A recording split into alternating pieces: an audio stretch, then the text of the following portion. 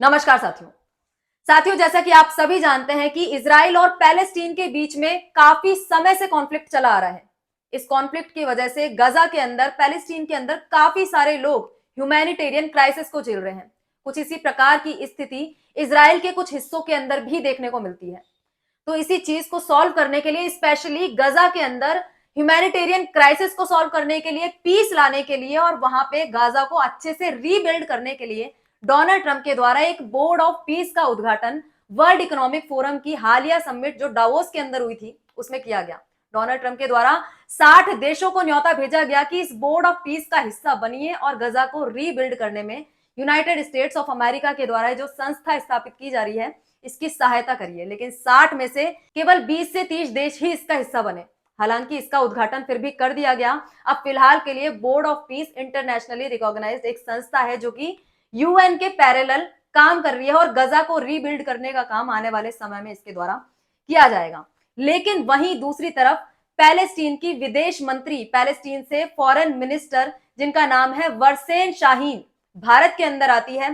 फिलहाल के लिए एक मीटिंग में पार्टिसिपेट करने के लिए भारत आती है और भारत से मीडिएट करने के लिए इनके द्वारा डिमांड की जाती है। इनका कहना है कि भारत दोनों देशों के साथ अच्छे संबंध रखता है, पैलेस्टीन के साथ भी और इजराइल के साथ भी।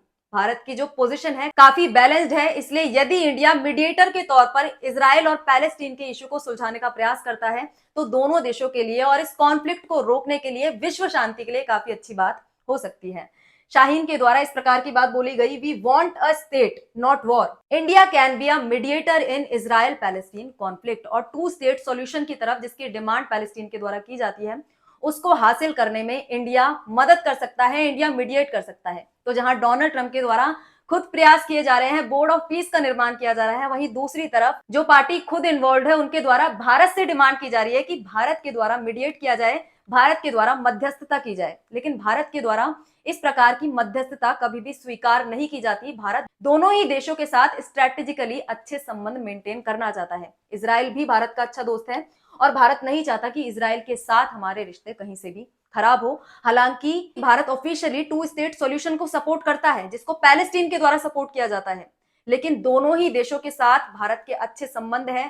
पैलेस्टीन के साथ भी ह्यूमैनिटेरियन कॉज पर पैलेस्टीन को भी सपोर्ट किया जाता है, लेकिन इजराइल के साथ भी अच्छे संबंध हमने बरकरार किए हुए हैं। इसलिए इस प्रकार की किसी भी मध्यस्थता से भारत इनकार करता आया है।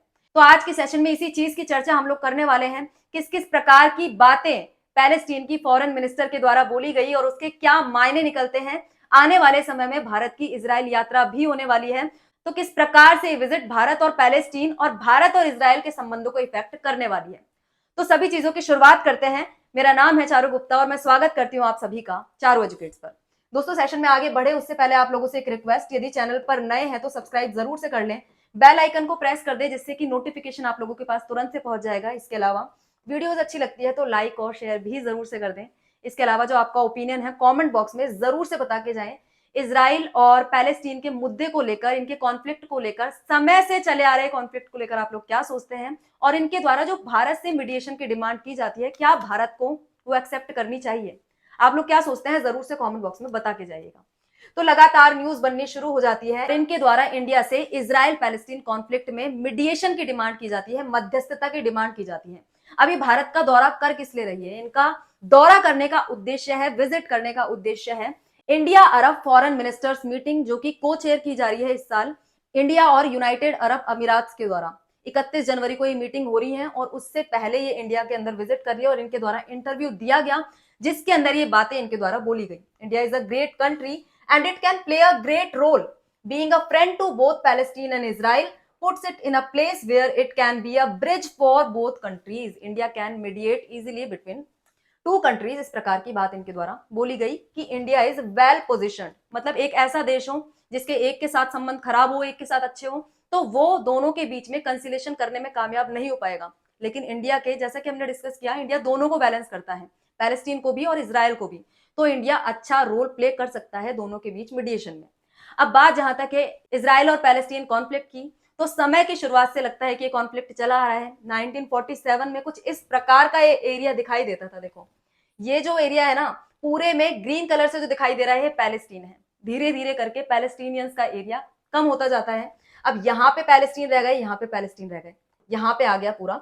इजराइल 1947 की बात है, यूएन के प्लान के समय की बात है। इसके बाद धीरे धीरे करके पैलेस्टीनियंस का एरिया सिकुड़ता जाता है, इस प्रकार से ग्रीन में आपको दिखाई दे रहा है, और बाकी का जो एरिया है उस पर इजराइल का कब्जा है। ये प्रेजेंट सिचुएशन है जिसके अकॉर्डिंग जो ये गाजा स्ट्रिप है और ये वेस्ट बैंक है, देखो यहाँ पे आपको दिखाई देगा, ये जो एरिया है ना, ये गाजा स्ट्रिप इसको बोला जाता है, और ये जो एरिया है जहां पे पैलेस्टीनियंस रहते हैं उसको बोला जाता है वेस्ट बैंक। इन दोनों एरियाज के अंदर ही कुछ पैलेस्टीनियंस रहते हैं, और आए दिन इस एरिया पर भी इजराइल के द्वारा कहीं ना कहीं रेड की जाती है। इन दोनों एरियाज के बीच में लगातार वॉर चलता रहता है, गाजा स्ट्रिप के ऊपर और वेस्ट बैंक के अंदर। स्पेशली जब हम गाजा स्ट्रिप की बात करते हैं तो इसके अंदर हमास का रूल है, और हमास के द्वारा इजराइल पर आए दिन आक्रमण किए जाते हैं, अपनी जमीन वापस लेने का प्रयास यहाँ पे किया जाता है। दूसरी तरफ वेस्ट बैंक की जहां तक बात है, इसको 3 पार्ट्स के अंदर बांटा गया है अकॉर्डिंग टू ओस्लो अकॉर्ड्स। देखो ओस्लो अकॉर्ड्स हुए थे जिसके अकॉर्डिंग जो वेस्ट बैंक है वो 3 पार्ट्स के अंदर डिवाइड है। ये आपको दिखाई दे रहा है area number A, area number B और एरिया नंबर सी, जिसमें जो एरिया नंबर ए है वो पैलेस्टीनियन के कंट्रोल में है, पैलेस्टीनियंस यहाँ पर शासन करेंगे, जो इस प्रकार से ग्रीन बिखरा बिखरा सा पार्ट आपको दिखाई दे रहा है। दूसरी तरफ एरिया बी है जो कि जॉइंट कंट्रोल के अंदर रहेगा इजराइल और पैलेस्टीन के, और एरिया सी है 60% सबसे ज्यादा पार्ट है वो यहाँ पे इजराइल के कंट्रोल में रहने वाला है। मतलब वेस्ट बैंक के अंदर भी इजराइल को प्रायोरिटी दी गई है, इजराइल का कब्जा यहाँ पे भी ज्यादा है।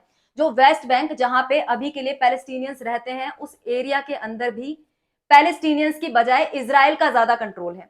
इसी प्रकार से जो वेस्ट गाजा स्ट्रिप है, गाजा स्ट्रिप के अंदर भी 50% एरिया पर लगभग इजराइल का कंट्रोल है। तो इस प्रकार से दोनों ही क्षेत्रों के अंदर इजराइल की मेनलैंड पर, इसके अलावा गाजा स्ट्रिप और वेस्ट बैंक के ऊपर इजराइल की डोमिनेशन है, और यहीं पे पैलेस्टीनियंस की ये डिमांड आती है कि हमारा एरिया हमें वापस दिया जाए। 2 स्टेट सॉल्यूशन कहीं ना कहीं करना जरूरी है। इजराइल लगातार पैलेस्टीनियन की भूमि को कब्जाने की कोशिश कर रहा है, और इंटरनेशनली जितने भी प्रयास किए जा रहे हैं उसको इजराइल मानता नहीं है। और यहाँ पे जो बोर्ड ऑफ पीस की भी बात इनके द्वारा जब कही गई तो पूरी तरीके से नेग्लेक्ट भी इनके द्वारा नहीं किया गया और पूरी तरीके से एक्सेप्ट भी इसको नहीं किया गया। इनका कहना था कि यदि बोर्ड ऑफ पीस काम कर पाता है, 2 स्टेट सॉल्यूशन की तरफ आगे बढ़ पाता है, या फिर इस एरिया के अंदर शांति स्थापित कर पाता है, तो ही उसको एक्सेप्ट किया जाना चाहिए, अदरवाइज इसके बारे में सोचा जा सकता है। बाकी सारे देशों को इसके बारे में सोचना चाहिए। यदि ये काम नहीं कर पाता तो इसको काम करना चाहिए इंटरनेशनल लॉज के अकॉर्डिंग, यूएन के लॉज के अकॉर्डिंग, ना कि यूएसए या फिर डोनाल्ड ट्रंप की विम्स एंड फैंसीज के हिसाब से इसको डील किया जाए। नेक्स्ट चीज इनके द्वारा बोली जाती है, न्यूयॉर्क डेक्लेरेशन के बारे में मेंशन किया जाता है। न्यूयॉर्क डेक्लेरेशन 2025 के अंदर हुई थी, फ्रांस और सऊदी अरेबिया के द्वारा को चेयर की गई थी, और इसको यूनाइटेड नेशंस के द्वारा भी रेकमेंड किया गया था। अब देखो हाई लेवल इंटरनेशनल फ्रेमवर्क है जो कि फ्रांस और सऊदी अरब के द्वारा को चेयर किया गया था।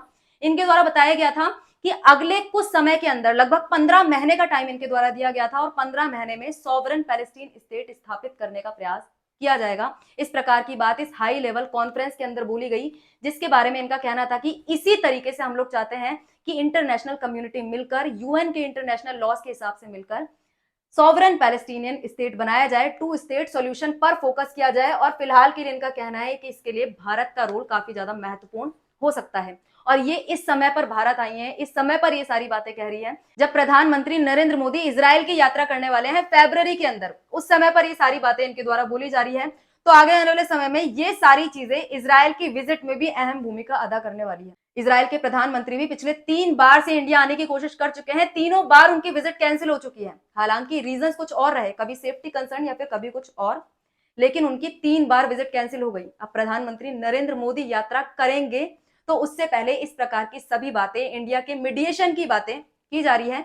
भारत और इजराइल के बीच में जो बातें होंगी कहीं ना कहीं उस पर भी इसका प्रभाव हमें देखने को मिल सकता है। खैर इंडिया दोनों ही देशों के बीच में मीडिएशन करे, इसकी संभावना नेग्लिजिबल लगती है, काफी कम लगती है, क्योंकि भारत दोनों ही देशों को बैलेंस करके चलने का प्रयास करता है और दोनों ही पार्टी से पीस बनाए रखने की अपील करता है। सीधी सी बात है, भारत को दोनों देश चाहिए, एक देश को नाराज नहीं किया जा सकता। इजराइल को तो बिल्कुल भी नहीं किया जा सकता, वो हमारा काफी अच्छा दोस्त है, और दूसरी तरफ ह्यूमैनिटेरियन बेसिस पर हम पैलेस्टीनियन कॉज को भी इग्नोर नहीं कर सकते।